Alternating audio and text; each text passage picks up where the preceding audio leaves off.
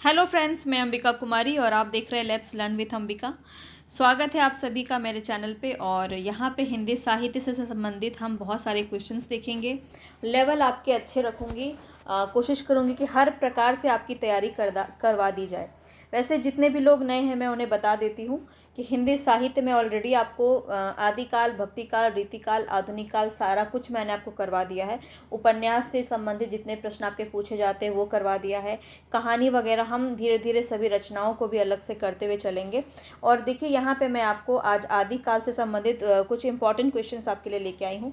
बहुत ज़्यादा घिसे पिटे क्वेश्चंस नहीं हैं, पर हाँ अगर आप ये क्वेश्चंस लगा पा रहे हैं, इससे संबंधित जो इंपॉर्टेंट फैक्ट है वो भी मैं आपको बताते हुए चलूँगी, ताकि एक क्वेश्चंस करने के पीछे का जितना भी आपका इम्पॉर्टेंट तथ्य है जहाँ से प्रश्न पूछा जा सकता है वो भी कंप्लीट होता जाए। तो मैं आपको ये ज़रूर बोलना चाहूँगी कि आप इसका जो है नोट ज़रूर कर लें।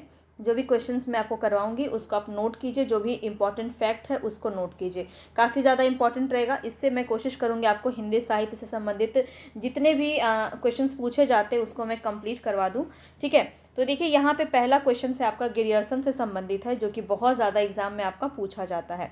तो सबसे पहले आपसे ये पूछा जा रहा है कि गिरियर्सन कृत the modern vernacular literature of northern Hindustan का हिंदी अनुवाद किसने किया। तो डिटेल में समझेंगे, सभी चीज़ों को बात करते हुए चलेंगे, जो जो इंपॉर्टेंट फैक्ट आपके एग्जाम में पूछे जा सकते हैं। अगर चैनल पर नए हैं तो सब्सक्राइब करके बेल आइकन ज़रूर दबा लीजिएगा।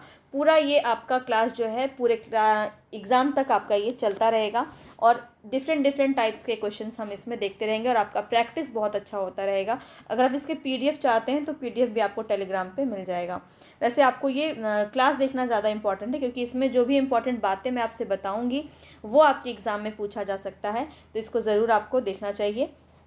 जितने भी लोग हैं यहाँ पे अभी तक जुड़े हुए हैं वो ज़रूर पसंद आने पर लाइक कर देंगे और साथियों के साथ ज़्यादा से ज़्यादा शेयर कर दीजिएगा। ठीक है, मैं आपको जीके जीएस के क्लासेस ऑलमोस्ट आपका कंप्लीट करवा चुकी हूँ। जो हिस्ट्री है हमारा, मॉडर्न हिस्ट्री, थोड़ा सा समय लूँगी आपको ये बताने के लिए, जो भी नए स्टूडेंट हमारे साथ जुड़ रहे हैं। तो मॉडर्न हिस्ट्री आपको कंप्लीट करवा दिया गया है, टॉपिक वाइज भी और भारतीय राष्ट्रीय आंदोलन का थ्योरी क्लास भी। वो दो आपको ज़रूर देख लेना चाहिए बीपीएससी का एग्ज़ाम अगर आप देने जा रहे हैं तो। ठीक है, प्लेलिस्ट में आपको सारी चीज़ें मिल जाएंगी, सबकी प्लेलिस्ट मैंने आपके लिए अलग अलग से बना दी है। इसके बाद मैं आपको ज्योग्राफी कंप्लीट करवा चुकी हूँ। ज्योग्राफी का पूरा एनसीईआरटी हमने देखा है क्लास 6 से लेके क्लास 10 तक। ठीक है, तो ये भी आपको मिल जाएगा। ये पूरा 6 से लेकर 10 तक जितने भी क्वेश्चंस मैंने आपको करवाए हैं वो आपको देखना बहुत ज़्यादा इंपॉर्टेंट है, क्योंकि सारे ही क्वेश्चन आपके यहीं से पूछे गए थे। अब इसके बाद आपका जनरल साइंस आता है। तो जनरल साइंस में अभी आपका क्लास 6 से लेके क्लास 10 हमने करवाया है। क्लास 10 के कुछ आपके चैप्टर्स बचे हुए हैं, उसको भी हम किसी दिन कंप्लीट करवा देंगे। तो ये आपका 3 बहुत इंपॉर्टेंट रोल निभाता है आपके जीके जीएस वाले क्लास के लिए। इसको ज़रूर आप देख लीजिएगा। आगे मैं आपके लिए और भी मिक्स क्वेश्चन लेके आती रहूँगी, जिससे आपका और भी ज़्यादा सिलेक्शन पक्का हो पाए। बहुत अच्छे से सभी चीज़ों को समझते हुए चलेंगे। चलिए अब हम स्टार्ट करते हैं अपना एक क्वेश्चन। तो पहला क्वेश्चन गिरियर्सन से संबंधित है। तो इनका देखिए ये रचना है इनकी, the modern vernacular literature of northern Hindustan. और पूछा जा रहा है आपसे कि इसका हिंदी अनुवाद किसने किया। डॉक्टर किशोरीलाल गुप्त ने, डॉक्टर रामकुमार वर्मा ने, लक्ष्मी सागर वार्ष्णेय ने, या फिर डॉक्टर जगदीश गुप्त ने। तो ये बहुत ही ज़्यादा इंपॉर्टेंट रहेगा आपके लिए इसको समझना। तो यहाँ पे जो आपका राइट ऑप्शन है वो क्या हो जाएगा, डॉक्टर किशोरीलाल गुप्त। ठीक है, तो आपसे ये भी पूछा सकता है इनकी रचना का नाम क्या है। तो रचना का नाम भी ध्यान में रखेंगे। हिंदी साहित्य का वास्तविक इतिहास नाम से किशोरीलाल गुप्त ने ये रचना की है। क्या है, इसको आप ज़रूर लिख लीजिएगा। ठीक है, हिंदी साहित्य का वास्तविक इतिहास। ठीक है, वास्तविक इतिहास पूछा जाता है, काफ़ी इम्पॉर्टेंट है, तो इसको आपको ज़रूर से लिख लेना है। ठीक है, तो ये काफ़ी इंपॉर्टेंट है। और इसके बाद देखिए गिरियर्सन की जो ये रचना है, the modern vernacular literature of Hindustan, ये कब प्रकाशित हुई। तो 1888 में। ये भी आपका काफ़ी ज़्यादा पूछा जाता है। ठीक है, नाम से प्रकाशन हुआ एशियाटिक सोसाइटी ऑफ बंगाल की पत्रिका में विशेष रूप से ये प्रकाशित हुआ था। ये भी पॉइंट आपको नोट करना है। जो भी मैं इंपॉर्टेंट बात आपको बता रही हूँ वो आपको नोट करना है। ठीक है, एशियाटिक सोसाइटी ऑफ बंगाल की पत्रिका में ये प्रकाशित हुआ। ये भी प्रश्न आपका पूछा जाता है। ठीक है, एशियाटिक सोसाइटी ऑफ बंगाल ठीक है, तो यहाँ पे ये आपका प्रकाशित होता है। ठीक है, इतनी बात आपको ध्यान में रखनी है। चलिए, और हम इसके बारे में कुछ अगर बात करें तो ये ध्यान में रखना है कि सही अर्थों में माना जाए तो हिंदी साहित्य का प्रथम इतिहास जो है इसी ग्रंथ को माना जाता है जो गिरियर्सन ने लिखा है। इससे इम्पॉर्टेंट ये बातें आपको ध्यान रखनी है जितनी भी मैंने आपको बताई हैं। नेक्स्ट क्वेश्चन पे चलते हैं। नेक्स्ट क्वेश्चन यहाँ पे आपका आंग्ल भाषा में लिखा गया हिंदी साहित्य का इतिहास स्केच ऑफ हिंदी लिटरेचर के लेखक कौन है, बताएंगे। पादरी F.E.K, पादरी एडविन ग्रिब्स, गार्सादा तासी या फिर जॉर्ज गिरियर्सन, कौन हो जाएंगे यहाँ पे आपको राइट ऑप्शन बताना है।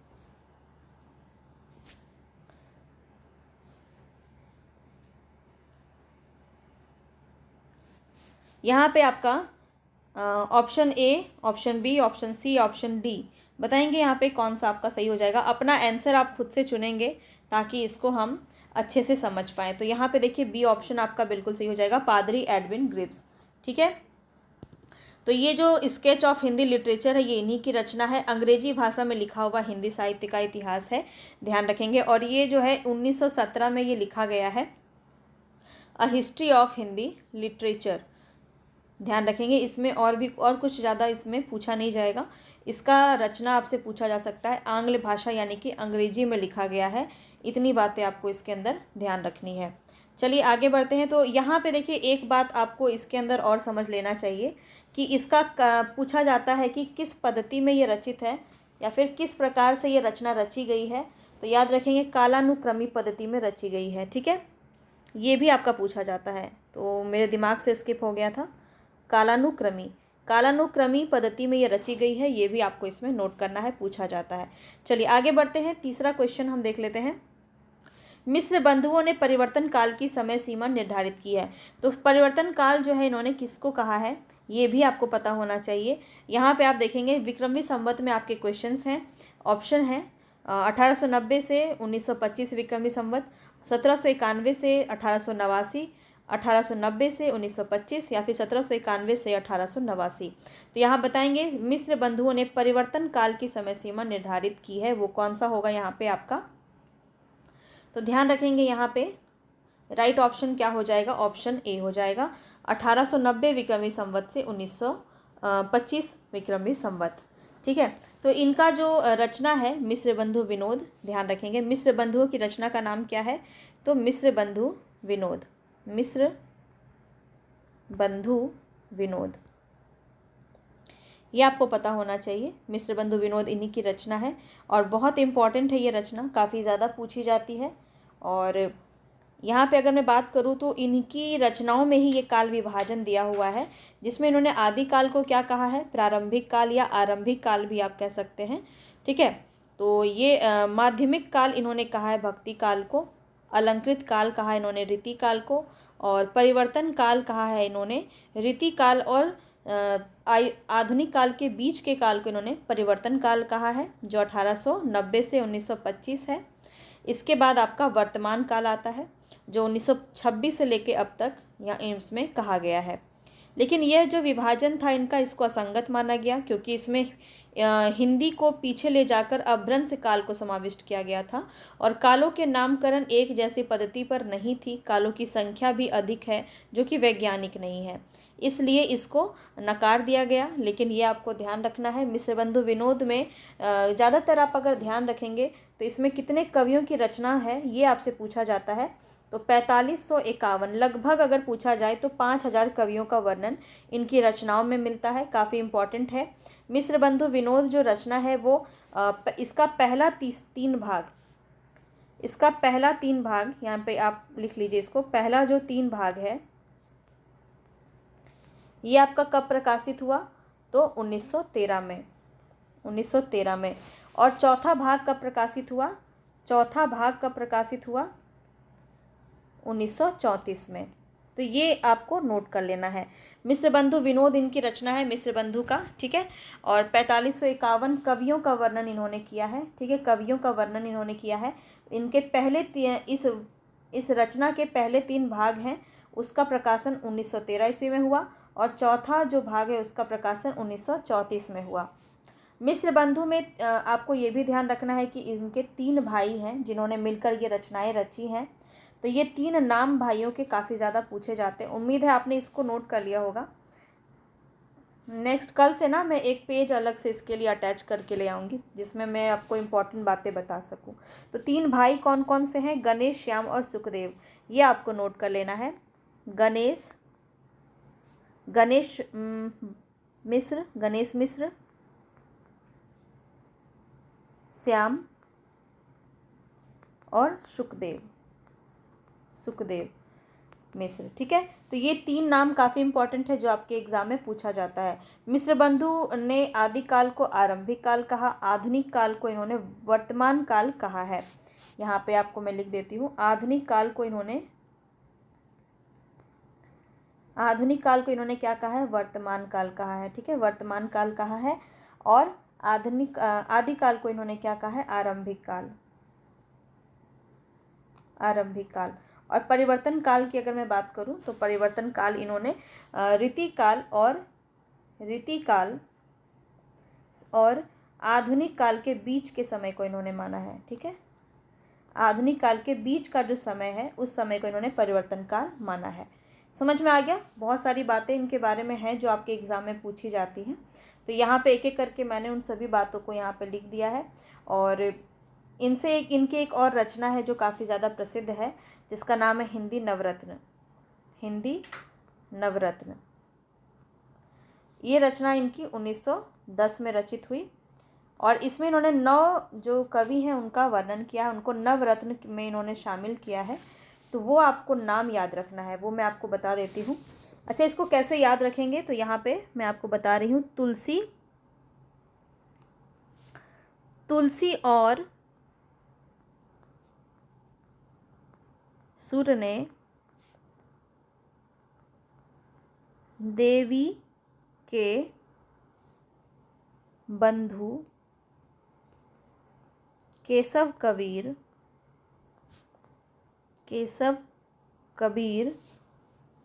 को चंद्र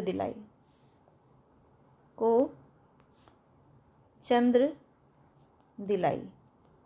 ये आप इसको याद कर सकते हैं इस प्रकार से। तुलसी से हो गए तुलसीदास, तुलसी से कौन हो गए? तुलसीदास।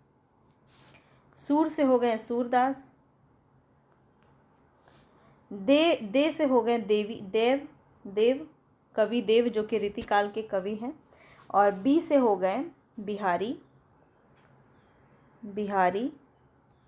ठीक है, और यहाँ पे के साइलेंट है। बंधु जो है ये बंधु से हो गए जो 2 बंधु आपके रीतिकाल में प्रसिद्ध हैं, चिंतामणि और मतीराम। ये हो जाए चिंतामणि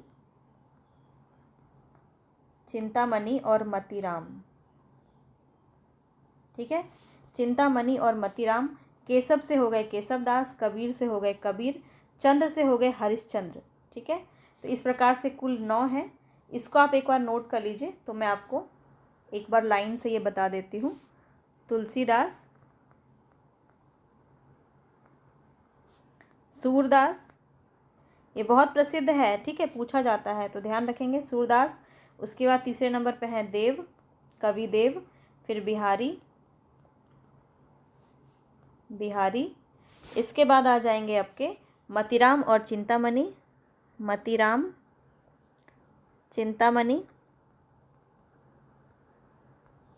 इसके बाद आ जाएंगे आपके केशवदास,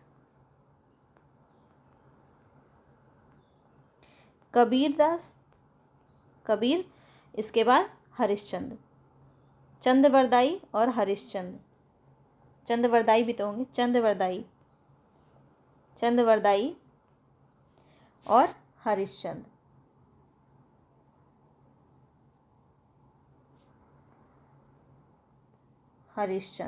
ठीक है, 1 2 3 4 5 6 7 8 9। ठीक है, इस प्रकार से मतीराम और चिंतामणि जो है ये बंधु हैं, इनको एक में ही शामिल कर लिया जाता है, इसीलिए यहाँ पे हरिश्चंद्र आपके 9 नंबर पे आ गए। तो इस प्रकार से आपको यहाँ पे नवरत्न ये याद रखना है, क्योंकि यहाँ से प्रश्न आपका बहुत पूछा जाता है। आगे बढ़ते हैं। नेक्स्ट क्वेश्चन है, हिंदी कोविद रत्नमाला के लेखक कौन है? हिंदी कोविद रत्नमाला के लेखक कौन है? महावीर प्रसाद द्विवेदी, श्याम सुंदर दास, रामचंद्र या फिर भारतेंदु हरिश्चंद्र। हिंदी कोविद माला बताएंगे कौन हो जाएगा यहाँ पे? तो याद रखेंगे यहाँ पे श्याम सुंदर दास बिल्कुल सही हो जाएगा, बी ऑप्शन। ठीक है, बाबू श्याम सुंदर दास जो है द्विवेदी युग के प्रतिनिधि लेखक एवं आलोचक माने जाते हैं, ये आपको नोट कर लेना चाहिए। श्याम सुंदर दास किस युग के? द्विवेदी युग के, द्विवेदी युग के कवि हैं। ठीक है, आलोचक है। हिंदी कोविद रत्नमाला के लेखक जो हैं वो श्याम सुंदर दास है। इन्होंने हिंदी साहित्य इतिहास से लेके नाटक साहित्य पर अपनी आलोचनाएं लिखी हैं। और इसके अलावा अगर मैं बात करूं तो हिंदी कोविद रत्नमाला जो है कवियों का संग्रह है इसमें, तथा रूपक रहस्य नाट्य साहित्य पर इन्होंने लिखा है, आलोचना किया है। इनकी अन्य रचना की मैं बात करूं तो गद्य कुसुमावली, जो आपके एग्जाम में पूछा जाता है, एक बार इसको आप नोट कर लेंगे, गद्य कुसुमावली इन्हीं की रचना है, गद्य कुसुमावली। इसके अलावा मैं बात करूं श्याम सुंदर दास का, ये ही एक आपका जो है पूछा जाता है, बहुत इम्पॉर्टेंट है, काफ़ी बार पूछा जाता है। ठीक है, और इसके अलावा देखिए यहाँ पे इसके अलावा अगर मैं बात करूं तो महावीर प्रसाद द्विवेदी भी आपका एक बहुत ही महत्वपूर्ण पर्सनालिटी है, जहाँ से प्रश्न बहुत पूछा जाता है। तो याद रखेंगे, इनका एक रचना है कवि और कविता। महावीर प्रसाद द्विवेदी की रचना है कवि और कविता,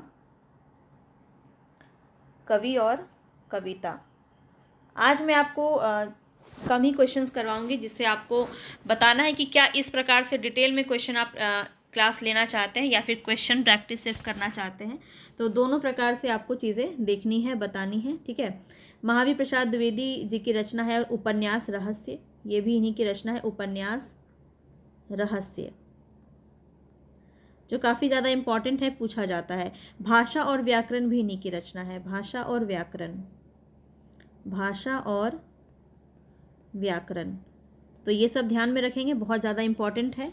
भारतेंदु की रचना तो बहुत सारे हैं, पर जो इम्पॉर्टेंट है जैसे कि तदीय इनकी रचना है, काफ़ी इम्पॉर्टेंट है। तदीय बहुत ज़्यादा पूछा जाता है, तदीय हो गया। इसके बाद सर्वस्व, सर्वस्व भी इन्हीं की रचना है।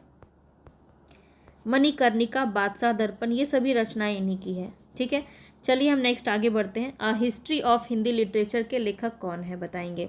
A history of Hindi literature, Frank E के मैकबुलर, जॉर्ज अब्राहम ग्रियर्सन या फिर रामचंद्र शुक्ल। तो यहाँ पे आपका राइट ऑप्शन क्या हो जाएगा? याद रखेंगे फ्रैंक ई के। फ्रैंक ई के जो है यहाँ पे बिल्कुल आपका सही हो जाएगा, a history of Hindi literature के लेखक हो जाएंगे ये। और ग्रियर्सन को तो आप जानते ही हैं, इनकी रचना है the modern vernacular literature of northern Hindustan. और रामचंद्र शुक्ल की रचना है हिंदी साहित्य का इतिहास, जो 1929 में रचित है, बहुत ज़्यादा इम्पॉर्टेंट है, याद रखेंगे। चलिए आगे बढ़ते हैं। नेक्स्ट क्वेश्चन है यहाँ पे आपका, आचार्य रामचंद्र शुक्ल ने द्वितीय उत्थान का समय कब से कब तक माना है? तो देखिए, उत्थान से प्रश्न काफ़ी ज़्यादा पूछा जाता है, तो ध्यान रखेंगे। इनकी जो है 3 उत्थान, इन्होंने उत्थान के बारे में इन्होंने बात की है। ये मैं तीनों आपको बता देती हूँ, काफ़ी इंपॉर्टेंट है, तो बहुत ज़्यादा पूछा जाता है। विक्रमी संवत में भी आपका रहता है और ईस्वी में भी। तो आपको पता ही है कि 57 को अगर आप इसमें माइनस कर देंगे तो ईस्वी हो जाएगा, और बढ़ा देंगे तो संवत हो जाएगा। तो ये तो आप जानते होंगे। चलिए अब हम यहाँ पे देखते हैं द्वितीय उत्थान का समय। पहले हम क्वेश्चन के आंसर को देख लेते हैं। तो यहाँ पे जो आपका राइट ऑप्शन है वो है ऑप्शन ए। ठीक है, 1893 से 1918 ये जो है द्वितीय उत्थान है। मैं तीनों आपको बता दे रही हूँ, इसको ज़रूर आप नोट कर लीजिएगा। रामचंद्र शुक्ल का जो ये विभाजन इस प्रकार से इन्होंने किया है, ये प्रथम उत्थान, द्वितीय उत्थान, तृतीय उत्थान, तीनों आपका काफ़ी ज़्यादा पूछा जाता है। प्रथम उत्थान की बात करें तो प्रथम उत्थान यहाँ पे आपका हो जाएगा, मैं संवत में लिख देती हूँ, आप इसको संवत में मैं लिख दे रही हूँ, 1925 से 1950। ठीक है, 1925 से 1950 विक्रमी संवत में है। इसको आप अगर ईस्वी में जोड़ना चाहें तो आप इसमें घटा सकते हैं, 57 इसमें आप अगर बढ़ा देंगे देखिए यहाँ पे 1868 हो जाएगा से 1893। ठीक है, ये हो जाएगा आपका 57 माइनस करने के बाद ईस्वी में आंसर आ जाता है, आप सभी को पता है। द्वितीय उत्थान की अगर हम बात करें, द्वितीय उत्थान, तो द्वितीय उत्थान में आपने देखा ही यहाँ पे 1893 ईस्वी है। अगर संवत में बात करूँ तो 1950 संवत से 1975, ये बहुत पूछा जाता है। तो संवत में मैंने ये लिखा है आपको, आप इसमें 57 माइनस करेंगे तो ईस्वी आपका आ जाएगा। और तृतीय है, तृतीय उत्थान जो है ये आपका है 1975 विक्रमी संवत से लेकर के अब तक। ये जो विभाजन इनका रहा है ये काफ़ी इम्पोर्टेंट है। इसको अगर आप ईस्वी में लिखेंगे तो 1918 ईस्वी हो जाएगा। ठीक है, 1918 ईस्वी हो जाएगा। तो यहाँ तक आपको ध्यान रखना है। इसकी बात करूँ तो ये अगर ईस्वी में लिखेंगे तो कैसे होगा, 1893 से 1918 ईस्वी में हो जाएगा ये। ठीक है, तो इतनी बातें आपको ध्यान रखनी। तीनों उत्थान मैंने आपको बता दिया। यहाँ से बहुत ज़्यादा पूछा जाता है और यहाँ से क्वेश्चन आपका फंस भी सकता है। चलिए आगे हम बता रहे हैं आपको, ये आपका एक कथन है, यद्यपि मैं खुद उर्दू का बड़ा पक्षपाती हूँ लेकिन मेरे विचार में हिंदी को विभाषा या बोली कहना उचित नहीं। यह कथन किसका है? ये कथन जो है काफ़ी ज़्यादा पूछा जाता है। बताएंगे किसका है? श्री प्रसाद सितारे हिंद, गारसादा तासी, जॉर्ज ग्रियर्सन या फिर राजा लक्ष्मण सिंह। तो सभी को पता है राजा लक्ष्मण सिंह तो आप सभी जानते हैं कि संस्कृत निष्ठ हिंदी का इन्होंने बहुत ज़्यादा प्रचार प्रसार किया। लेकिन यहाँ पे ये राइट ऑप्शन नहीं है, ध्यान रखेंगे। यहाँ पे जो राइट ऑप्शन है वो आपका 2 हो जाएगा, क्योंकि आपको याद होगा कि गारसादा तौसी की जो रचना है उन्होंने उर्दू कवि को बहुत ज़्यादा इन्होंने महत्व दिया है। तो गारसादा तौसी की जब बात आती है तो कुछ इम्पॉर्टेंट पॉइंट हैं जो आपको ध्यान में रखने हैं। गारसादा तासी की रचना है, कौन सी रचना है? इस्तवाल द लेतेतुर एंदोई ए हिंदुस्तानी, इनकी रचना है। ठीक है, मैं एक बार लिख के इसके बारे में आपको बता देती हूँ। ये देखिए उर्दू में इन्होंने रचना की है। जो इम्पोर्टेंट पॉइंट है वही मैं आपको बताऊँगी सिर्फ। ठीक है, तो इस्तवार द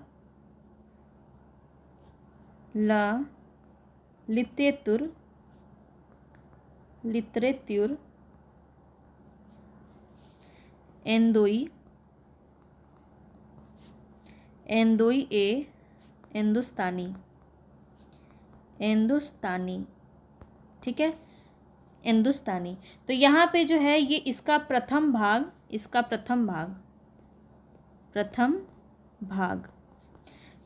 जो है वो 1839 में प्रकाशित हुआ। दूसरा भाग इसका कब प्रकाशित हुआ? 1847 में। ठीक है, ये प्रथम संस्करण का है। प्रथम संस्करण में 2 भाग हुए जो आपके इस प्रकार से हैं। प्रथम संस्करण में प्रथम भाग आपका 1839 में, दूसरा भाग आपका 1847 में प्रकाशित हुआ। और द्वितीय संस्करण जो है वो आपका 1871 में प्रकाशित होता है। द्वितीय संस्करण ये कब होता है? 1871 में। तो याद रखेंगे, काफ़ी इम्पॉर्टेंट है, यहाँ से प्रश्न बनता है। और ये भी बात आपको ध्यान में रखना है कि कितने कवियों की रचना इन्होंने की है। तो कुल जो इनके कवि की रचना है, कुल कवि इन्होंने जो रचना किया है वो है 738। ठीक है, इसमें 666 जो है उर्दू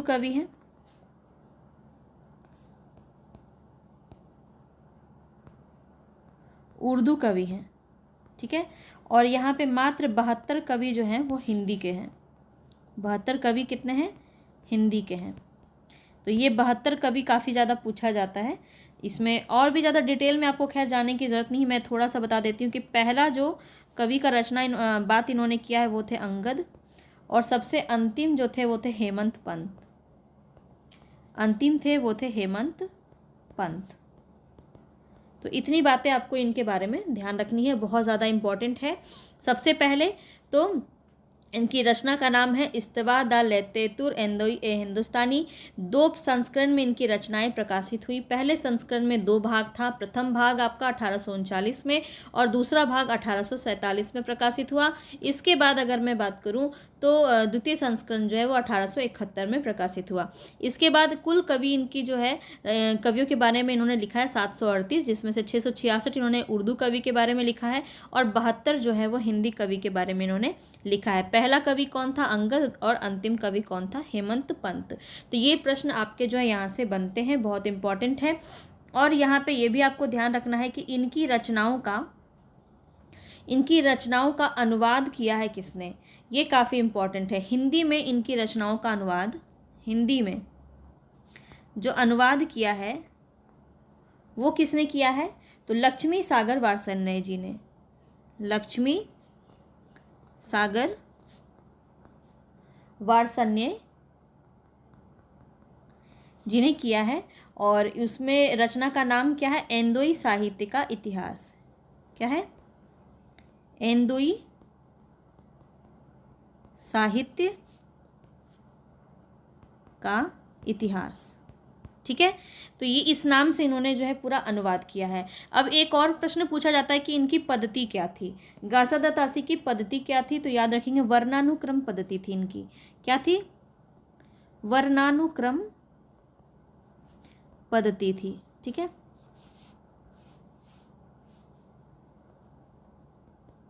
वर्णानुक्रम पद्धति थी, ये भी बात आपको ध्यान रखना है।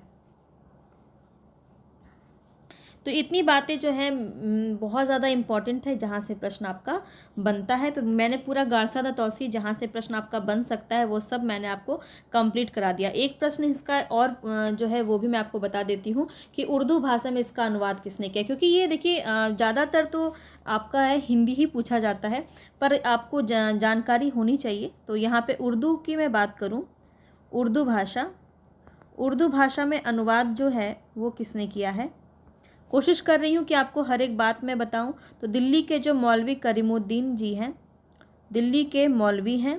ठीक है, दिल्ली के कौन है? मौलवी हैं करीमुद्दीन। यहाँ पे नहीं हटेगा, एक मिनट। कौन है? करीमुद्दीन।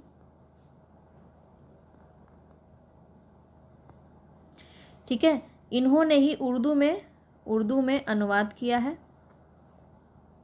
इनकी रचना पूछ ली जाती है तो ये ध्यान रखेंगे, इनकी रचना है, ये दिल्ली से थे, ये भी आप ध्यान में रखिए, दिल्ली से थे। और इनकी रचना का नाम क्या था? तक्कात ए सुसुरवा, तक्कात ए सुसुरा। ठीक है, ये आपका काफ़ी पूछा जाता है। इसमें इतना आप डिटेल में जाने की ज़रूरत नहीं, इसमें कुल कवि कितने थे, यहाँ पे बहुत कम कवियों का इन्होंने वर्णन किया है। तो हिंदी कवि का वर्णन इन्होंने जो किया है ना वो 60 ही मिलता है, कहीं पे 62 भी मिल जाता है। तो यही जो है इनकी बातें आपको ध्यान में रखनी है। तो जितना भी बात मैंने आपको बताया गारसा तासी, उससे बाहर आपका नहीं पूछा जाएगा। तो काफ़ी इंपॉर्टेंट था, ये सभी पॉइंट आपको जानना चाहिए, इंपॉर्टेंट है। चलिए, हिंदी साहित्य का दूसरा इतिहास ग्रंथ के लेखक कौन है? अब देखिए ग्रंथ से कुछ क्वेश्चन आपके बहुत ज़्यादा पूछे जाते हैं। जैसे दूसरा इतिहास का ग्रंथ ये किसका है, तो आपको पता होना चाहिए। यहाँ पे राइट ऑप्शन हो जाएगा ऑप्शन डी। ठीक है, 4 यहाँ पे आपका सही हो जाएगा, बच्चन सिंह। अगर मैं बात करूँ नामवर सिंह की, तो इनकी रचना का क्या नाम है? तो आधुनिक हिंदी साहित्य की प्रवृत्तियाँ, ये भी आप नोट करेंगे, आधुनिक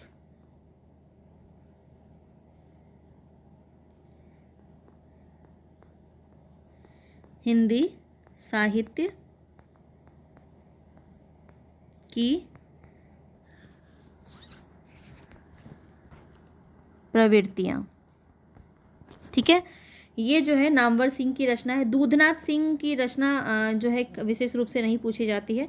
सुमन राजे की रचना है हिंदी साहित्य का आधा इतिहास, ये भी बहुत पूछा जाता है, हिंदी साहित्य का आधा इतिहास। ठीक है, हिंदी साहित्य का आधा इतिहास। तो ये आपका काफ़ी इम्पॉर्टेंट है, ये बातें आपको पता होनी चाहिए, ठीक है। चलिए आगे बढ़ते हैं नेक्स्ट क्वेश्चन पे। नेक्स्ट क्वेश्चन यहाँ पे हिंदी साहित्य का आधा, अच्छा वही पूछ लिया यहाँ पे, तो इसमें तो आपको कुछ बहुत ज़्यादा जानने की ज़रूरत ही नहीं है, तो आपको पता ही है हिंदी साहित्य का आधा इतिहास किसकी रचना है। तो अभी अभी हमने इसके ऊपर बात की है, कौन हो जाएंगे हिंदी साहित्य का आधा इतिहास, सुमन राजे, ठीक है। सुमन राजे की रचना है, 2003 में इन्होंने ये रचना रची है, 2003 में, बहुत इंपॉर्टेंट है, इसको भी आप नोट करेंगे, ठीक है। श्याम सुंदर दास जो हैं, श्याम सुंदर दास, इनकी रचना है हिंदी भाषा और साहित्य, इनकी रचना का क्या नाम है, हिंदी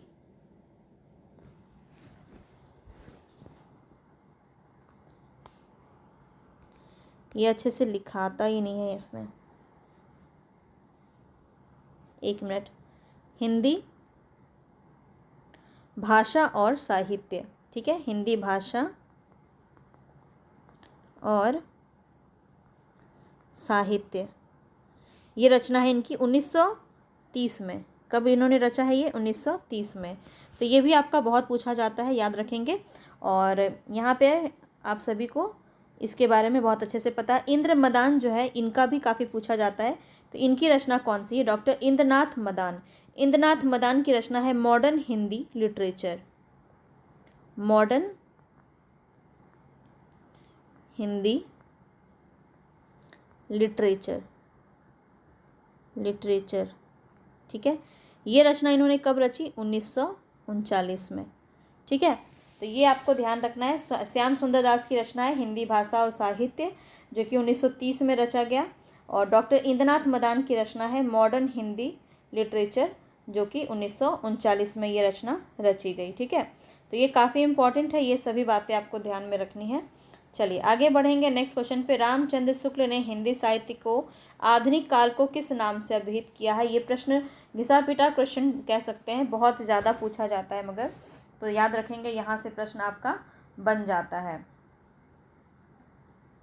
तो यहाँ पे जो है आपका राइट ऑप्शन क्या हो जाएगा, आप सभी को पता है, यहाँ पे आपका राइट ऑप्शन हो जाएगा बी, गद्य काल कहा जाता है, ठीक है। इन्होंने दोहरी पद्धति अपनाई है। दोहरी पद्धति किसने अपनाई है, तो रामचंद्र शुक्ल ने नामकरण की दोहरी पद्धति इन्होंने अपनाई है। गद्य काल भी कहा है इन्होंने इसको, ठीक है। और आदिकाल भी इन्होंने कहा है। और क्या कहा है इन्होंने, वीर गाथा काल भी इन्होंने ही कहा है, ठीक है। भक्ति काल को इन्होंने क्या कहा है, पूर्व मध्यकाल और भक्ति काल, दोनों ही नाम दिए हैं इन्होंने, ठीक है। पूर्व मध्यकाल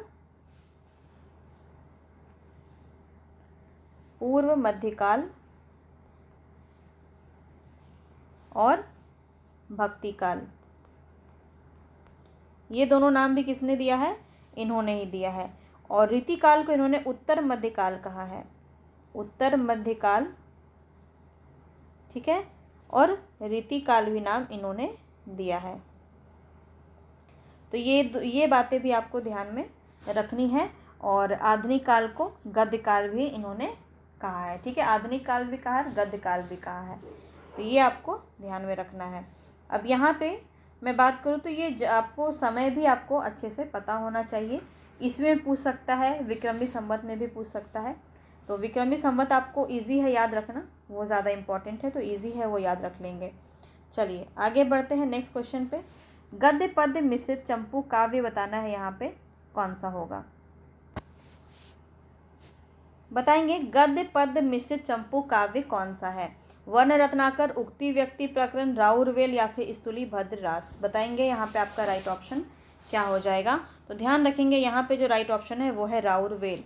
थर्ड ऑप्शन आपका बिल्कुल सही हो जाएगा। राउरवेल की रचना है, ये भी बहुत पूछा जाता है, तो ये रोड़ा कवि की रचना है, ठीक है। रोड़ा कवि की रचना है, काफ़ी इंपॉर्टेंट है, ध्यान में रखेंगे।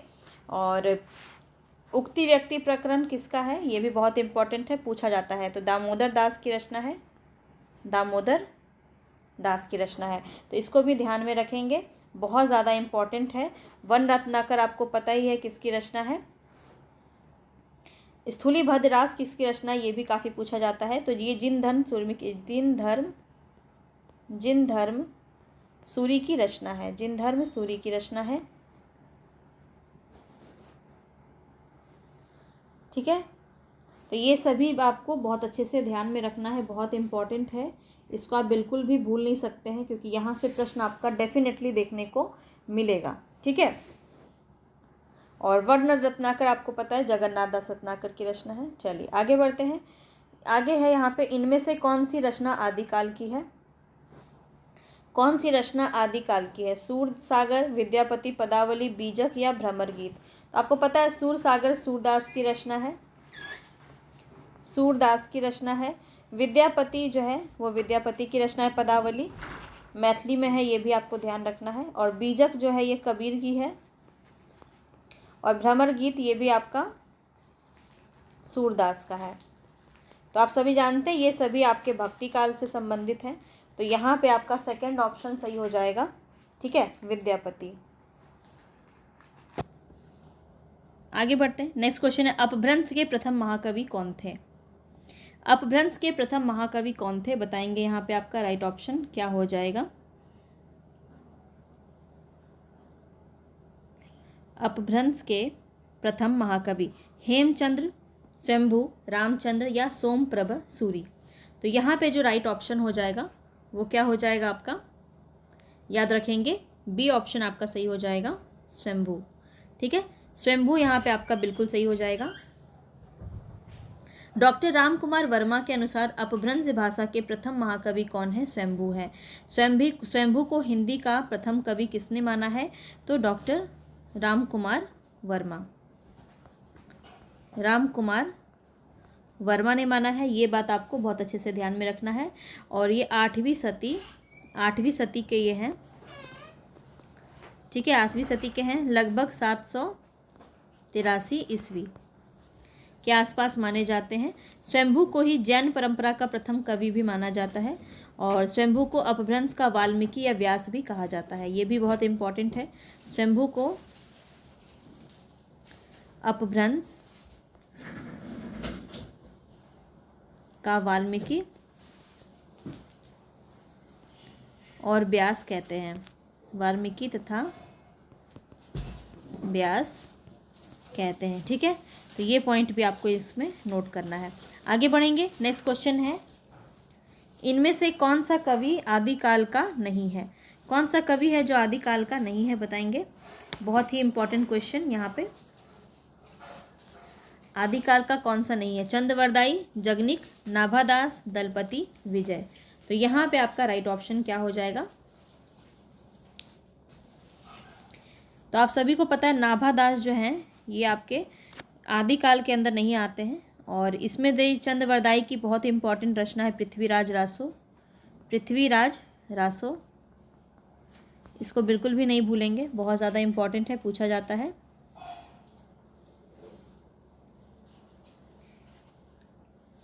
इसके बाद जगनिक की रचना है परमाल रासो। दलपति विजय की रचना है विजयपाल रासो।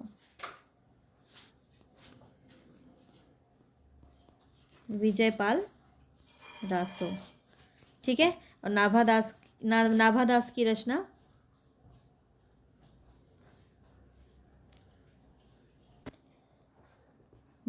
की रचना बहुत ही इंपॉर्टेंट एक है, क्या नाम है?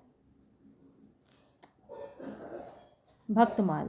ठीक है, भक्तमाल इनकी रचना है, बहुत इंपॉर्टेंट है, ध्यान रखेंगे। भक्तमाल जो है वो नाभादास की है। चलिए आगे बढ़ते हैं। निम्नलिखित में से कौन 84 सिद्धों में नहीं है बताएंगे। कौन से हैं जो 84 सिद्धों के अंदर नहीं आते? विरूपा, कन्हपा, सांगधर और कुकरीपा। ये काफ़ी इंपॉर्टेंट है, तो ध्यान में रखेंगे। सिद्ध कितने हैं? 84 आप सभी को पता है। और यहाँ बताएंगे 84 सिद्धों में कौन नहीं आते हैं। तो आप सभी को पता है यह अपभ्रंश भाषा के कवि हैं कौन? सांगधर। और सांगधर जो है वो 84 सिद्धों में नहीं आते हैं, ये अपभ्रंश के कवि हैं, अपभ्रंश के कवि हैं। ठीक है, अपभ्रंश भाषा के कवि हैं, और इनकी रचना कौन सी है? हम्मीर रासो, काफ़ी ज़्यादा पूछा जाता है, हम्मीर रासो। ठीक है, हम्मीर रासो इनकी रचना है। ये आपको ध्यान रखना है। अब देखिए कुछ बहुत ज़्यादा जो सिद्ध हैं वो पूछे जाते हैं, जैसे विरूपा, कन्हपा, कुकुरीपा हो गया, सरहपा भी इसी के अंदर आएगा। सरहपा, सरहपा राहुल सांकृत्यायन ने सरहपा को जो है प्रथम कवि माना है। ठीक है, ये भी आपका बहुत इंपॉर्टेंट है, पूछा जाता है। सरहपा हो गए, मीनपा, मीनपा, सबरपा, सबरपा, ये सभी आपके कौन है, सिद्ध हैं ये सारे। लुइपा, लुइपा भी बहुत प्रसिद्ध हैं। ठीक है, लुइपा जो कि सबसे ज़्यादा बड़े माने जाते हैं पूरे सिद्धों में। चलिए आगे बढ़ते हैं। नेक्स्ट क्वेश्चन है, आल्हा और रुदल के चरित्र को वीर गीतात्मक काव्य के रूप में रचने वाले कवि का नाम क्या है। भट्ट, केदार, श्रीधर, जगनिक और चंद्रवरदाई। आल्हा और रुदल के चरित्र को वीर गीतात्मक काव्य के रूप में रचने वाले कवि के नाम यहाँ पे बताएंगे। कौन सा हो जाएगा यहाँ पे, जगनिक हो जाएगा। सी ऑप्शन आपका बिल्कुल सही हो जाएगा। जगनिक की रचना है क्या, परमाल रासो, परमाल रासो इनकी रचना है, जो आल्हा और उदल के चरित्र को वीर गीतात्मक काव्य में रचा गया है। उत्तर प्रदेश में आल्हा खंड के नाम से प्रसिद्ध रासो लोक जो है वो एक गेय काव्य है, ये आप भी पता होना चाहिए। और 1865 में 1865 ईस्वी में चार्ल्स इलियट ने इस ग्रंथ को आल्हा खंड शीर्षक से जो है प्रकाशित किया था। चार्ल्स इलियट ने इस ग्रंथ को आल्हा खंड शीर्षक से जो है इसने प्रकाशित किया था। ठीक है, इलियट ने, ये भी आपका बहुत ज़्यादा पूछा जाता है। ठीक है, यह मौलिक परंपरा पर आधारित था और इसी प्रति के आधार पर श्याम सुंदर दास ने इसका पाठ निर्धारण भी किया था। तो बहुत इंपॉर्टेंट है, इसको ध्यान में रखेंगे। 5 पांडव चरित रास बताएंगे, ये किसकी रचना है। 5 पांडव चरित रास, शालिभद्र सूरी, आसवु, नरपति नाल या दलपति विजय। तो यहाँ पे जो राइट ऑप्शन हो जाएगा वो क्या हो जाएगा, शालिभद्र सूरी की रचना है पंच पांडव चरित रास। ठीक है, इसकी रचना जो है पूछी जाती कई बार। 1350 ईस्वी में ये रचित है और यह हिंदी का प्रथम ऐतिहासिक रास ग्रंथ है, ये भी आपको ध्यान रखना है। हिंदी का प्रथम ऐतिहासिक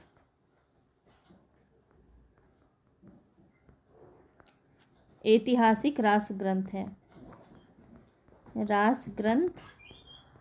है।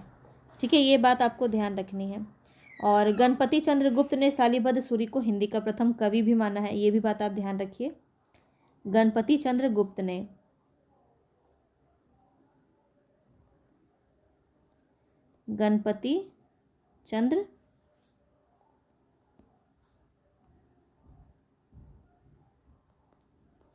ने शालिभद्र सूरी को, ठीक है, शालिभद्र सूरी को प्रथम कवि माना है, ये भी आपको ध्यान रखना है। और शालिभद्र सूरी की बहुत ही प्रसिद्ध रचना है एक, ये भी आप बहुत अच्छे से जानते होंगे। क्या नाम है उसका, भरतेश्वर बाहुबली रास, ये भी बहुत पूछा जाता है।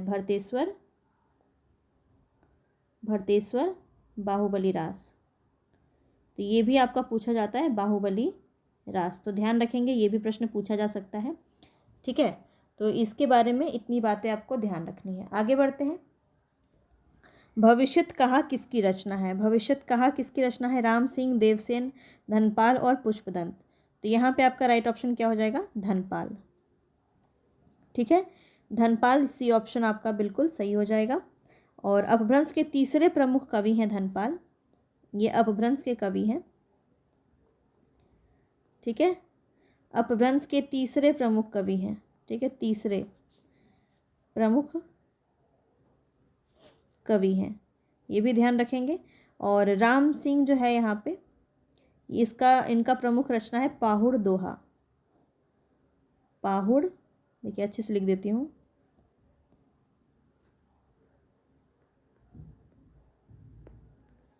पाहुड़ दोहा, ध्यान रखेंगे, इन्हीं की रचना है। ठीक है, और पुष्पदंत की रचना सभी को पता है, महापुराण इन्हीं की रचना है। ठीक है, और इसके अलावा अगर मैं बात करूं तो देवसेन का सभी को पता है श्रावकाचार। श्रावकाचार जो हिंदी की प्रथम रचना भी मानी जाती है, ये किसकी रचना है? देवसेन की रचना है, ये भी ध्यान रखेंगे।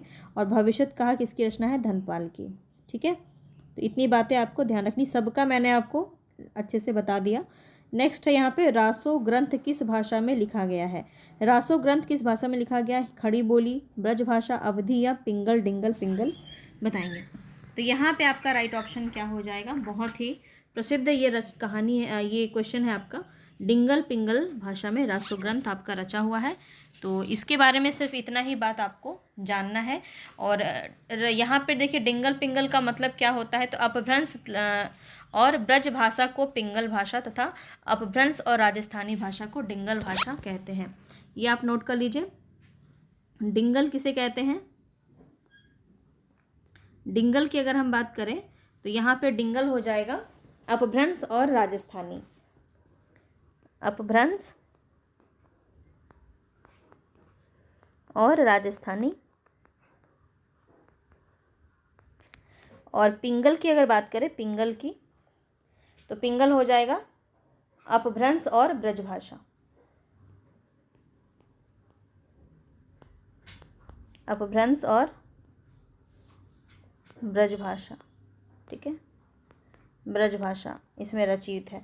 तो ये बात आपको ध्यान में रखना है, डिंगल और पिंगल से प्रश्न बनता है आपका। ठीक है, चलिए हमारा आज का अंतिम क्वेश्चन है, इसको देख लेते हैं। तो ये आपका काफ़ी इंपॉर्टेंट है, पूछा जाता है इस प्रकार का प्रश्न। वीरगाथा कालीन रासो कवियों में निम्नलिखित में से कौन सा विषय का वर्णन नहीं किया गया? तो आश्रय दातों के अतिरंजनापूर्ण वर्णन किया गया है, बिल्कुल। इतिहास और कल्पना का भी मिश्रण किया गया है, ये भी सही है। कृष्ण लीला का प्रतिपादन नहीं किया गया है, तो यही 3 ऑप्शन आपका सही हो जाएगा। युद्धों का सजीव और गत्यात्मक वर्णन भी इसमें किया गया है। तो वीर काव्य में आपका वीरगाथा कालीन जो वीरासो कवि के लिखित, उसमें आपका ये विषय देखने को नहीं मिलता है। कृष्ण लीला जो है ये भक्ति काल में आपका देखने को मिलता है। ठीक है, भक्ति काल में ज़्यादातर देखने को मिलता है। बाकी सभी आपके वीरगाथा कालीन रासो काव्य के संबंधित हो जाएंगे। तो ये सभी को आज हमने देखा। टोटल हमने 20 क्वेश्चन देखे, लेकिन फैक्ट हमने बहुत सारा देखा। और आप किस प्रकार का क्वेश्चन चाहते हैं? सिर्फ क्वेश्चन प्रैक्टिस करना चाहते हैं, क्वेश्चन और सिर्फ आंसर, या फिर आप थोड़ा सा डिटेल में चीज़ों को देखना चाहते हैं? ये मुझे आप कमेंट बॉक्स में ज़रूर बताइएगा। और 20 में से कितने मार्क्स आपके बने वो भी मुझे कमेंट बॉक्स में ज़रूर बताइएगा। मिलेंगे नेक्स्ट वीडियो में, तब तक के लिए धन्यवाद।